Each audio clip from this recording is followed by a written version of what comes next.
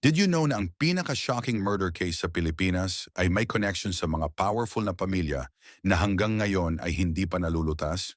June 30, 1991. Ang mayamang pamilyang Visconde sa Parañaque ay brutally na pinatay sa sariling bahay nila.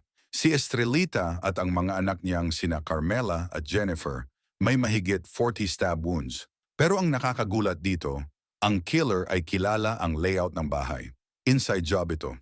Si Webb at mga kaibigan niya ang naging prime suspects. Pero nang si Jessica Alfaro ang naging star witness, doon nagsimula ang mga kakaibang pangyayari.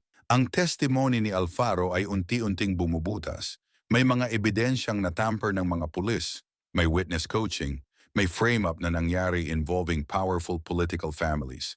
Decades ng trials, appeals, overturned convictions, pero hanggang ngayon technically unsolved pa rin ang kaso.